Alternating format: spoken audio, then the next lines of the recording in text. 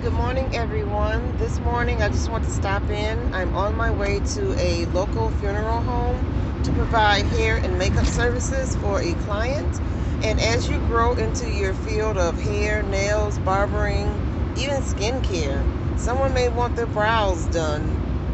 You just don't know. But as you enter this field and work in this field, continually building your client, stylist, or technician relationship, you stand a very high chance of being asked to provide these services. And there are some rules I go by when I do these services. And rule number one is to make sure I'm giving that person all due respect and dignity.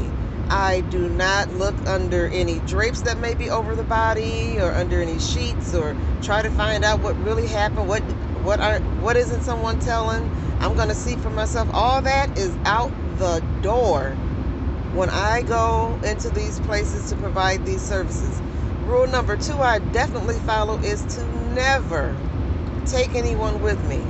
There'll be sometimes you just happen to mention, well, I got to go down to the funeral home and do this, that, or the thing. Well, girl, I want to go with you.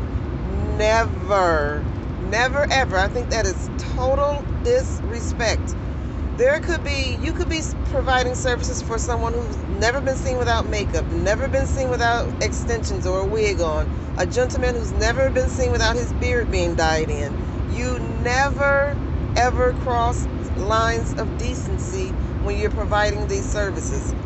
Even if the funeral home allows it, I never, ever, ever cross those lines. Now, there could be an instance when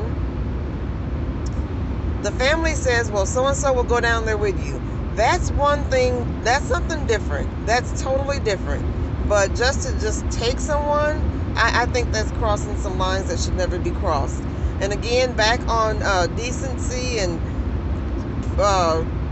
looking under sheets and trying to see what happened and all that, just go and do exactly what the funeral director or the family has requested. I never, ever step over those bounds. Now, there has been a time before when it was a close family member and we had to do her nails, and we know she loved her feet done all the time, so we made sure her toenails were polished. I know that's minimal and kind of a little invasive, but because she was such a close family member and we knew her. Other than that, never step outside of your box that funeral director has put you in and the family has asked you to step in. That is my little tidbit for today. If anyone wants to know how I really got into this service, I on my online appointment book once upon a time, I just provided a service titled Mortuary Services.